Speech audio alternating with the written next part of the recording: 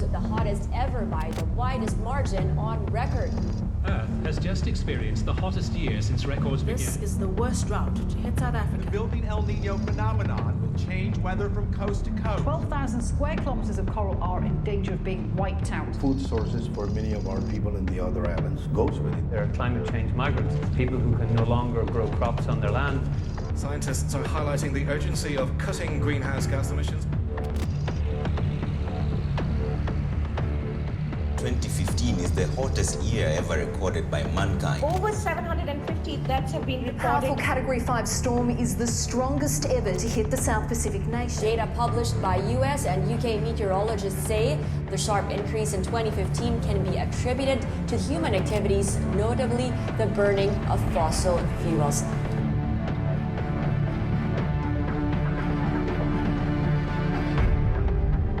We begin this news hour in Paris, where world leaders have gathered for the UN climate conference known as COP21. It's now or never to reduce the world's dependence on fossil fuels.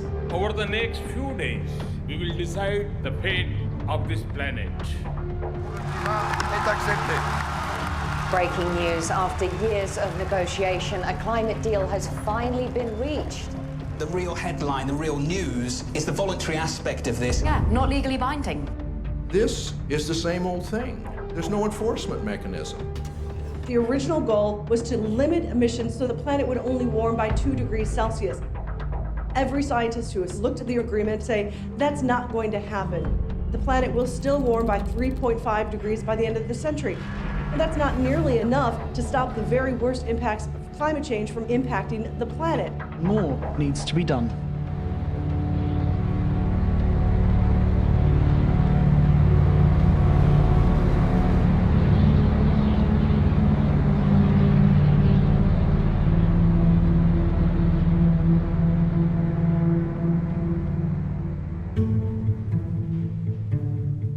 Coming out of this climate summit, we see a very clear gap. The politicians are not stepping up.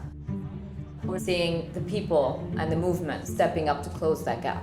There are groups around the world organising to shut down the fossil fuel industry during May 2016.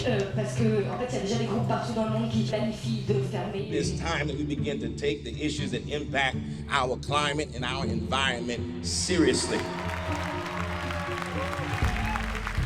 Break Free is a global moment where, for the first time in the movement, we're seeing a very concrete time frame when escalated actions are happening across 6 continents, targeting major fossil fuel projects with the message that the oil, gas, and coal need to be kept in the ground. It is our future. We must say no. The level of urgency is coming together very clearly worldwide. We can't wait for the politicians to catch up with that understanding. So people are basically taking things into their own hands and doing what needs to be done on the ground.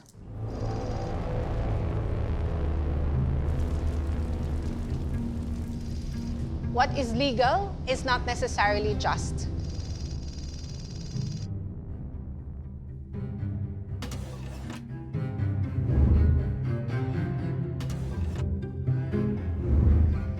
We cannot simply confine ourselves to what the law offers for us to demand a different world. I remember the time when to even distribute flyers about the issue of oil was against the law. Things remain the way they are because we allow it. The moment we do not allow it, we take away our consent, then change happens very, very rapidly. In 1986, we were able to successfully oust the dictatorship Marcos. It was not just a struggle against repression of our civil and political liberties. It was also a struggle against a dictatorship that had many dirty and harmful energy projects. We create change through empowerment of people because we believe that's the only change that will last.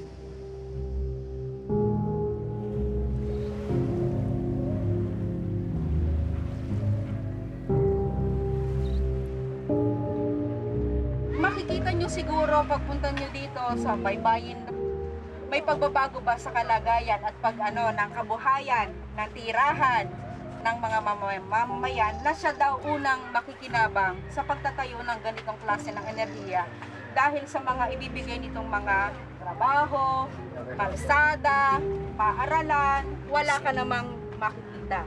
Ako ngayon ay mag-aaling na po na 22 anyos pa ako nung tutulan natin simula kaswan. Ay ilang taon na ba ako nakikibaka? Ay ngayon dumami pa. Totoo yan, tatay. Paano mawawalan ako ng pag-asa? Matitigil pa ba? Ito'y dumami pa. Hindi po tayo nag-iisa. Halos sa buong mundo po, nananawagan na ang mamamayan ng mundo na itigil na ang pagtatayo ng mga power plant. At sa Mayo, tayo ho ay lalahok sa pangmundong aksyon laban sa coal. We allow our nature to be destroyed by selfishness. And the progress that has been achieved is only for the few. The church has to educate our people to oppose this false progress. Globalization cannot be avoided.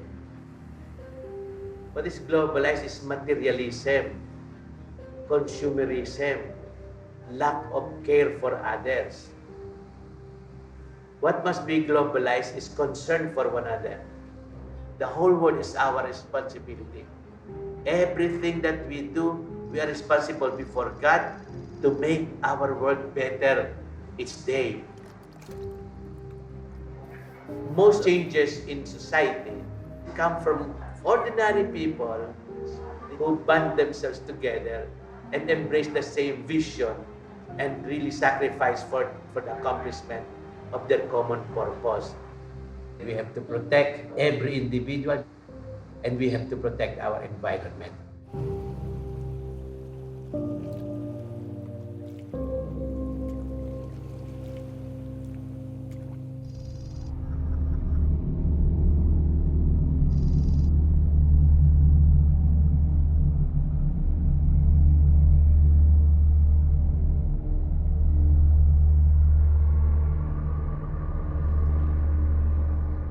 The laws of nature and the laws of economics are in conflict at the moment. Either everything changes because the climate changes and it changes our physical world in ways that we can barely fathom, or we change our economy in fundamental ways. But the idea that there is some middle road where we continue on pretty much as is, that's actually not available to us.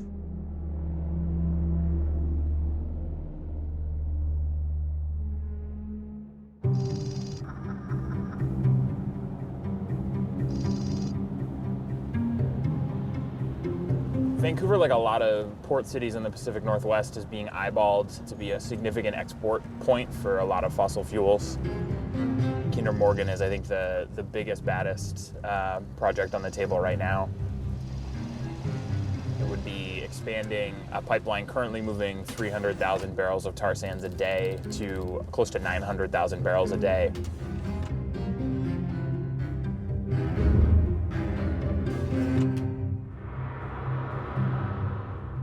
There's no way to clean up a tar sand spill in this kind of water. They're saying at best they could get, in ideal conditions, 50% cleaned up. If there's one thing about this part of the world, it's that ideal conditions are pretty few and far between. The pipeline itself crosses a lot of very important rivers for people's drinking water, for communities, for the salmon stocks, which are so important to this region. All the way as it goes back to northern Alberta, where we already know the impacts that it's having on the Athabasca River, which has become one of the most polluted waterways in the world, and the human health impacts that's having on First Nations communities downstream. Alberta tar sands, the biggest industrial project in the world, with the size of Earth that they want to move is the size of Texas. Kinder Morgan make $13 million a day. And not only do they make that much, but they're subsidized by our Canadian government. We mobilized the community, 100% consensus by Tsleil-Waututh Nation, where we had a referendum and they said, we could negotiate for millions of dollars with Kinder Morgan.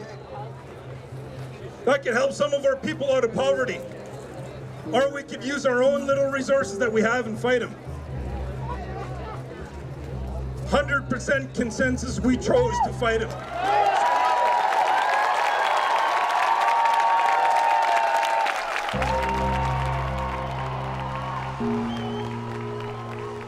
So right here is home. You know, we haven't left. This is where we've been for thousands of years. 85% of our diet came from the waters behind us. We've been measuring the quality of water here for about 20 years. It's getting progressively worse. We're devastated, and what we're trying to do is rehabilitate the damage that has caused. We're going to court soon, Canada, for not consulting us on the Kinder Morgan expansion. One of the ministers said, why don't the First Nations take the money? They need it. We don't need it more than our land. We'll do whatever it takes to make sure this doesn't happen in any way possible. We are going to launch a massive flotilla of boats from here and surround the terminal on the other side where tankers fill up, as well as have a group of folks on land march to the gates of the marine terminal so that we block it from both the land and the water.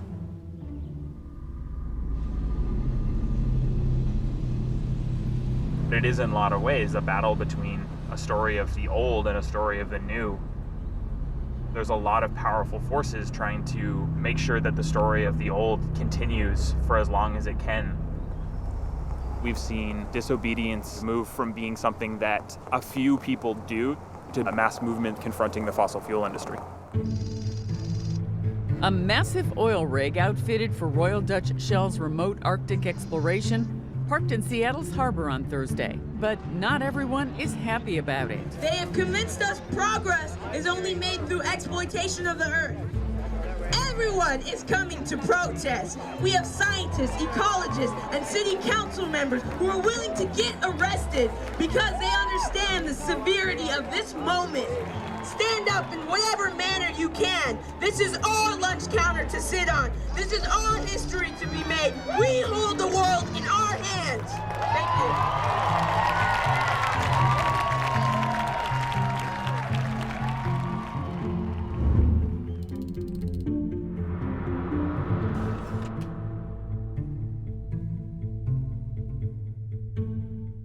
Civil disobedience is a powerful tool in social justice work. The law, it's not sacred, and to challenge it shakes our consciousness.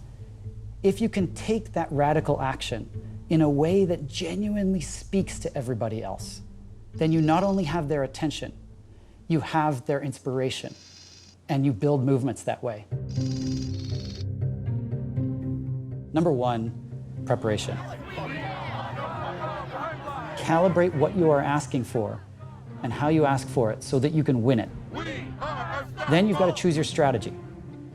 You've got to choose a tactic, a target that can successfully grab public attention. Then you've got to make sure that your execution is flawless. The media will look for every opportunity to delegitimize you. If there is one misstep, one act of violence, it's over. I've never been in the White House, but the ability to chain myself to the outside of the White House turned out to be important and empowering, and anyone can do it. Most of us don't have huge sums of money. All of us have a body that we can put in the way. I want to say very clearly that civil disobedience is but one tool in the activist toolbox. It's not the first one that you should reach for, and if you use it all the time, like any other tool, it's going to get dull. That said, civil disobedience has a role to play. Nobody should have to go to jail about climate change. In a rational system, that would be the last thing that would happen. But because the way power is distributed in our world, sometimes we have to.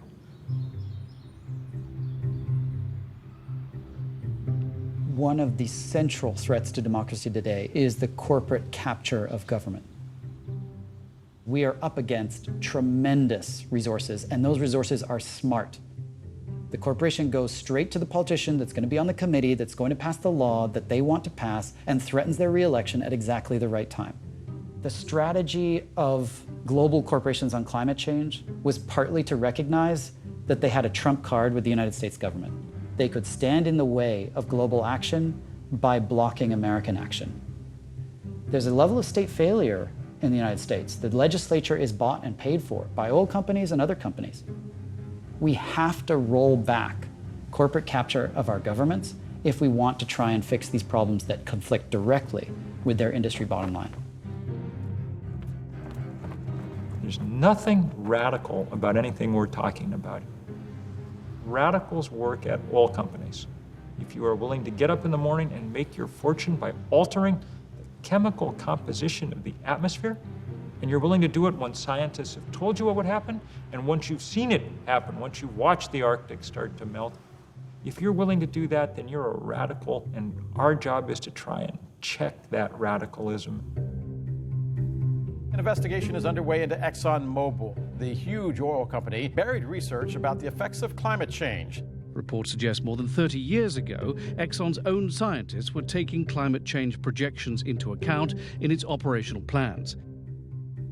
Exxon was on the cutting edge of science. They wanted to be on the cutting edge of science 40 years ago on climate change.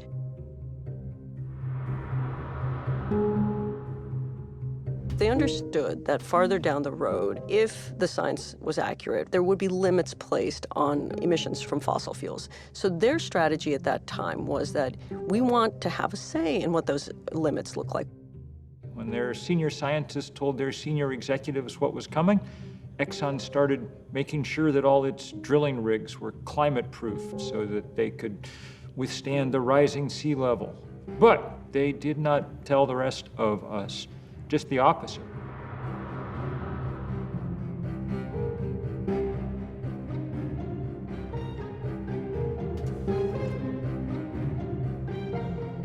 Around 1989, there was a shift in the thinking at the executive level. And that was when Exxon joined this group called the Global Climate Coalition, which sounds very green. But in fact, they were put together to fight any policy reaction to climate change.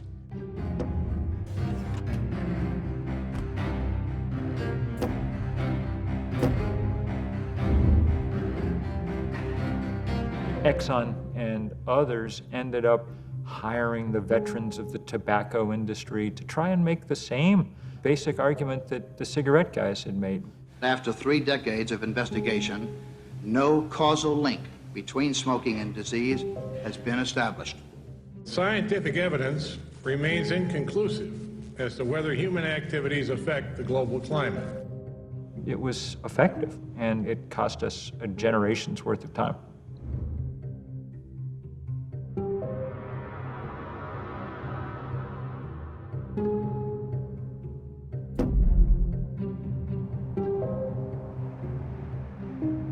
Just recently crossed 400 parts per million CO2 in the atmosphere. We're literally releasing all of that CO2 that got buried underneath Earth's surface over 100 million years. And we're releasing it over a time frame of 100 years, 1 million times faster than nature buried it. That is without precedent. It's unclear that living things, including human beings, can adapt to changes that occur that quickly. In the Philippines, at least 6,000 farmers were blocking a highway to demand the government provide rice. The farmers are starving. Behind all this is a rise in global temperatures, causing the whole region to suffer the worst drought in more than 20 years. We've begun to see serious stress on the global food systems. We simply won't be able to grow enough food to feed 10 billion people in a warming world. There's a study that looks at temperatures to come in much of the Middle East. And what they found was the combination of heat and humidity for stretches of time by 2100 would not be compatible with human life. A new study published yesterday finds climate change exacerbated the worst drought ever in modern Syria, aggravating social unrest in the country and helping to push it over the brink into civil war. A record 1 million refugees and migrants have now crossed into Europe in Europe's worst refugee crisis since the Second World War. In other words, the very real security threat posed by climate change is only going to get worse.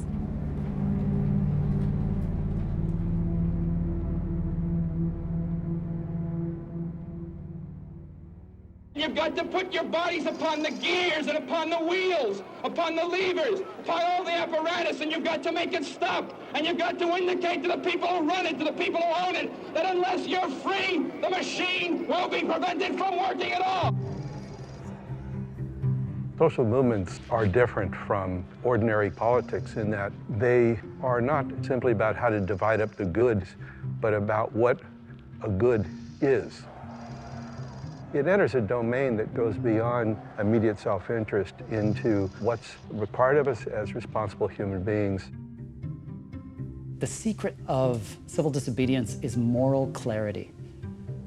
Gandhi said, "I am a human being first, and a citizen of my country second." He targets the fact that Indians aren't allowed to make their own salt, and has a massive salt march across India to the coast where he bends down and picks up sea salt. How could someone possibly prevent you from doing something like that? He's taken the weakest point of his opponent and targeted it to generate the most moral clarity. Different forms of civil disobedience shaped the basis of the abolition movement, the women's suffrage movement, the civil rights movement. It's time for us to say, if you don't do something about it, we will have no alternative but to engage in broader and more drastic forms of civil disobedience in order to bring the attention of the nation to this whole issue in Selma, Alabama. At the core of activism is one simple thing, and that's voice. So many people in the world, their voice is actually just not heard. The civil rights movement had a grounded belief that the first and most important thing to do was allow the people who were on the ground to be able to shape the direction and to be the front of what was happening. It was about building the capacity to organize for action and mobilizing the public to show up in support of an action. The effect of civil disobedience is often to raise the cost of business as usual, to disrupt normal processes and procedures, which makes it more costly to resist change than to agree to it.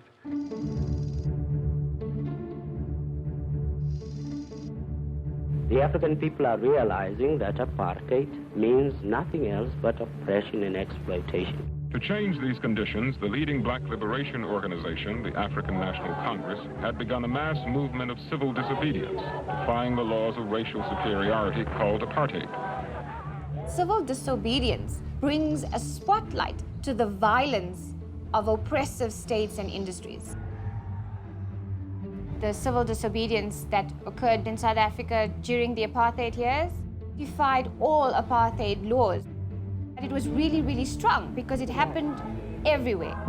From street committees to unions, to labor movements, to student movements, everybody found an aspect of apartheid laws that affected them and then used some kind of mechanism to defy it. It didn't change overnight, and it wasn't one day of civil disobedience. It takes time, and you will have obstacles, but I really don't think there's any fight that we cannot win if we have the numbers.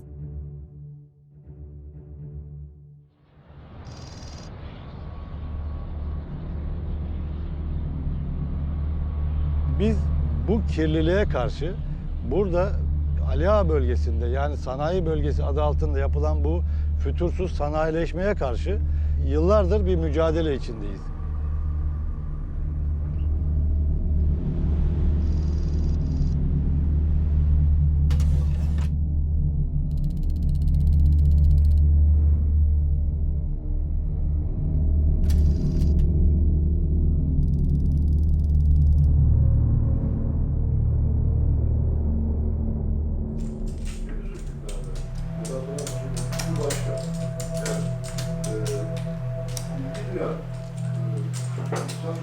Kapitalizmin hakim olduğu bir süreci yaşadık. Genel onu yaşıyoruz. Şimdi özel şirketler etütleri yapıyorlar kendileri aralarında. Biz karşı çıkmaya çalışsak da, karşı çıksak da ikinci bir çevre hareketiyle kendileri çevre etütü yaparak bu sayfaları tesisler yeni yapılırken, daha yeni işletmeye girerken, büyürken falan oraya işçi alınacağını, oradan para kazanılacağını çok kandırıldılar. Her zaman var mı? Bunu bu her zaman için geçerli. Anladı.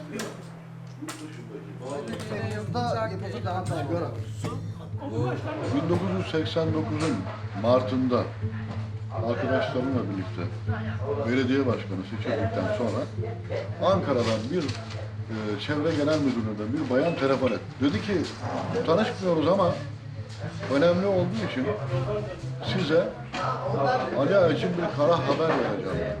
Ali Ağa'da ithal kömüre dayalı 1 megawatt gücünde bir termik santral kurulacak. Şili'den Kırağa kadar bütün belediye başkanlarını çağırdık. Türkiye'de vahşi kapitalizmin bir göstergesi olarak Ali Ağa'da başlayacak olan bir saldırı. Termik santral kurulmaz. Halkımız istemiyor çünkü. Termik santral alanına ağaçlarımızı, çocuklarımızla, evrim coşkunlarla, yavrularımızla dikeceğiz. Gücünüz yetiyorsa gelin söndürün. Kulakları çınlasın. İzmir Büyükşehir Belediye Başkanı'ydı o zaman. Yüksel Çakbu ve bizim 18 belediyemiz yine bir sevgi zinciriyle protesto ettik. Aşağı yukarı 60 kilometrelik bir alanda 50 bin kişinin katıldığı bir çevre hareketi. Bunu o gün yaptığımızda belki de Türkiye'de şimdiye kadar yapılmış olan çevre hareketlerinin içerisinde en çok ilgi gören eylem oldu. Bu sanayi burada bizim verdiğimiz mücadele orada sadece bir termik santralı durdurabildik. Ama geniş bir alandaki sanayinin devam etmesini engelleyemedik.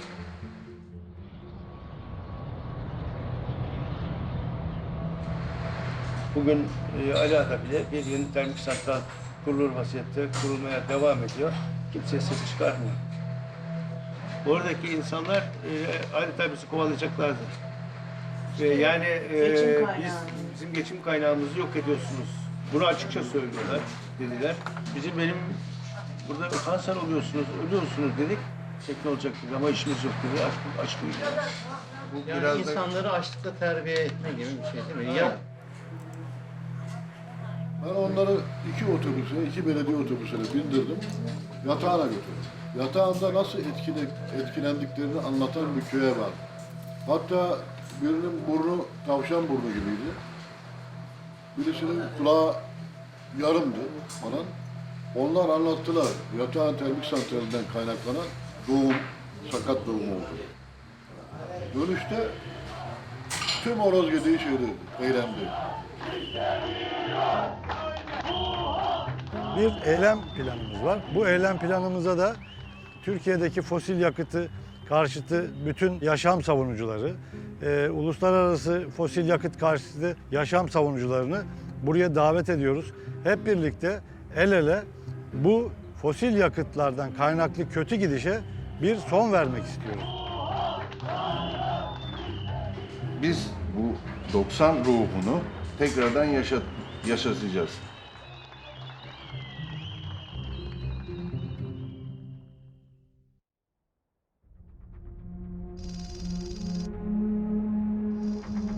You cannot pretend that we do not exist. You cannot plead ignorance to our problems because we are here. What power means in the context of social change is, of course, the story of David and Goliath.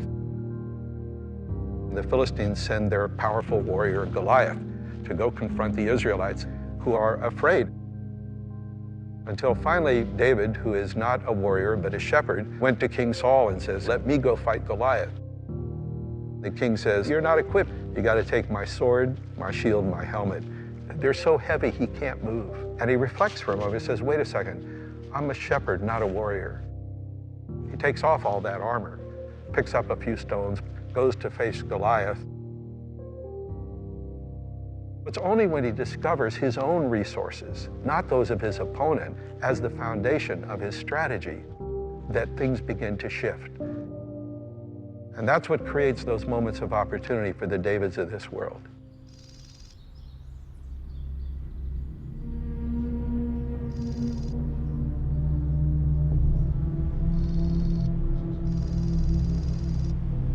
Lignite has a very low energy density. That means you have to dig up a lot of it to get not that much energy. And in burning it, you emit a whole bunch of other dirt, essentially, which is why this is not just bad for the climate, it's also terrible for people's health.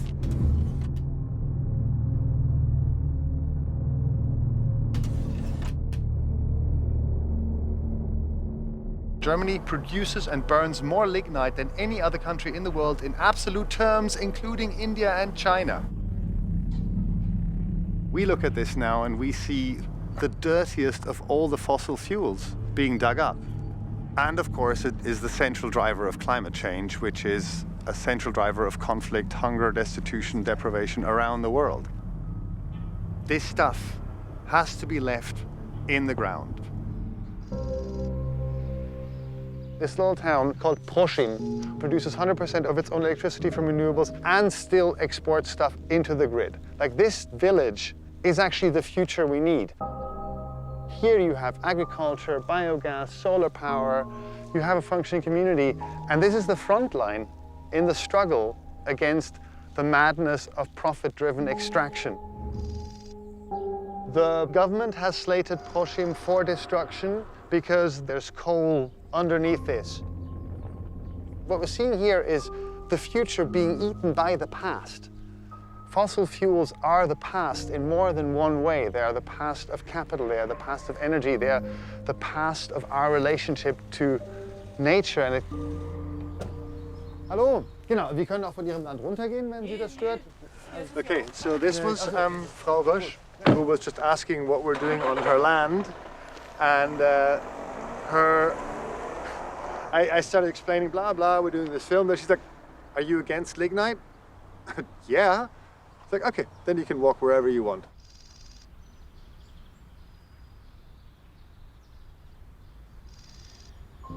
Folks lived here a few years ago. This was their lives. The government said, you can't be here because we're going to dig this up because there's coal underneath. They had grown up here. They were planning to maybe die here. These kinds of images, that's also why we're doing this. There's folks here being evicted from their homes because we cannot stop destroying the environment. This cannot go on. All the political work that you're doing when you're mobilizing for a big disobedient action will ultimately be for naught if the action isn't a success in tactical terms. I'm going to tell you the situation as it was last year. Here is the open cast mine Garzweiler. This whole area was our action target. Now, there are always two kinds of obstacles that you need to bear in mind. The first is geographic, or let's call them technical obstacles. Then, second challenge, police and corporate security. Let's call these human or political problems. Our goal is not to fight the police, our goal is to get around them, because they're not our enemy. Our enemy is the lignite production inside the pit. So when the police start forming a line, with sheer determination, we are walking through the police lines, not hitting them, not engaging them violently, but just walking through. We ensure that all of the 4 action groups manage to get into the pit. I've been doing civil disobedience actions for 17, 18 years now. It's very hard to get a sense of empowerment, to actually really feel in every fiber in your body that you can make it. We can actually stop this. The moment when we were running towards these diggers and we saw that they were all shut down, I remember this moment of like, we've done it. It was an unbelievable moment of personal and collective empowerment in a struggle that all too often seems brutally hopeless. In May, we're going to be more people, and hopefully they won't be able to stop us. Last year they couldn't, so let's see if we can do this again. We think we can. If you say you can't deal with climate change without a revolution in values, a revolution in the way we think, people will say, well, we don't have time for that kind of thing. The truth is, what we don't have time for is continuing to try the same thing that hasn't worked for 2.5 decades. We continue to be inspired by ordinary people having the courage to stand up against corporate interests, even against government policies that will bring harm to their communities. Hope is belief in the plausibility of the possible as opposed to the necessity of the probable.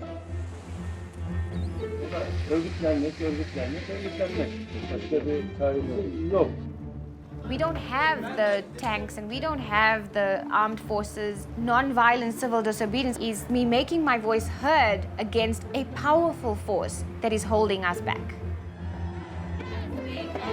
Keystone turned out to be a great victory because all over the country and the world, people looked up and saw, you actually can beat big oil. It may seem impossible right now to prevent climate chaos, but social movements have shown that the limits of the possible are there to be moved.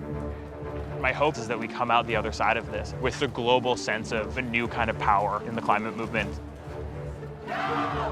What we need are new ways to do new things. To practice civil disobedience is necessary to be able to pursue a better life for our people. Batangas now is the center of action against fossil fuel. It's quite possible that a more radical approach will bring rapid change. It's straight math. How many people are active and engaged on this issue? How hard are they pushing? How coordinated are they? It's the people who are engaged that determine what government does. And all we have is a choice to make about whether we're going to be one of those people or not. The science is pretty dark and things are changing very fast. But I am absolutely sure there is going to be one hell of a fight